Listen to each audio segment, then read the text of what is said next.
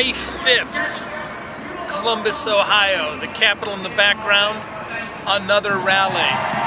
It's 0 hour as they're passing Governor Kasich and the Republican Party budget inside. They'll be gutting the public schools in Ohio. They'll be taking away money from workers' pensions. They'll pretty much be destroying every advance made by the New Deal of Roosevelt and the Great Society. All of it under the guise of saving money. What they won't be talking about is the money that was wasted in Iraq and in Afghanistan, funding back to the 80s the Mujahideen and Al-Qaeda. They won't be talking about fighting 2 wars, now 2.5, on borrowed money. The rhetoric now is how people who get a pension and pay 15% for their health care need to pay more. So it's a very important day in Ohio history. But even more important are the SB 5 repeal petitions, as people here are gathering signatures in hope of overturning the reactionary budget of John Kasich.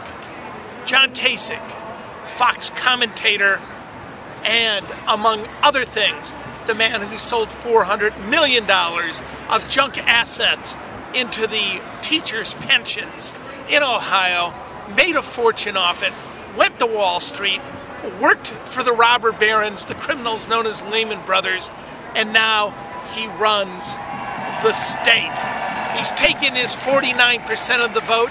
He didn't even get a majority, and he's trying to wreck the state of Ohio, strip mine the workers' assets. And we're here standing up for public unions.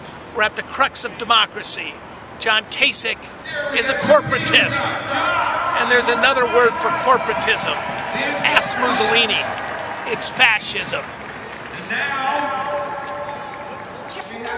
Our schools, our safety forces, and our city's infrastructure. Governor Kasich, be a leader for all Ohioans. Be a leader who chooses what's right. You serve a government of the people, by the people, and for the people. All people, all income levels, all walks of life. Look at all of us, hear all of us, hear our concerns, value us, respect us. We are the people of the state of Ohio, and we will not go away.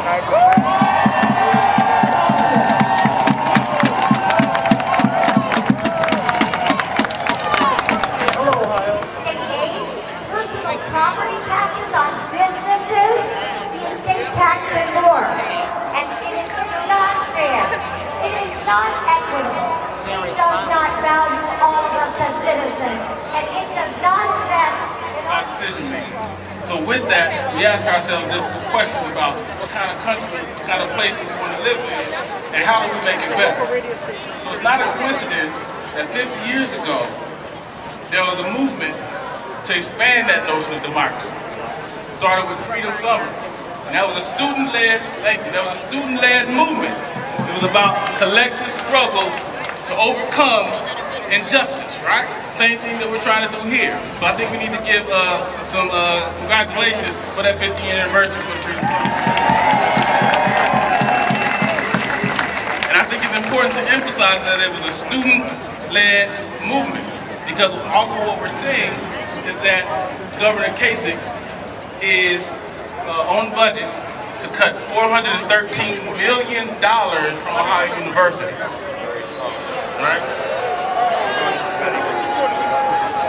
And unfortunately, some of the first things to go are the kind of courses and departments that those students 50 years ago fought to institute into our colleges and universities. Departments like African American studies, ethnic studies, women's studies, gender studies. All important courses that our college students need to become the kind of leaders that we need for the future. So with that decrease in monies and support for universities, higher education, the quality of higher education suffers.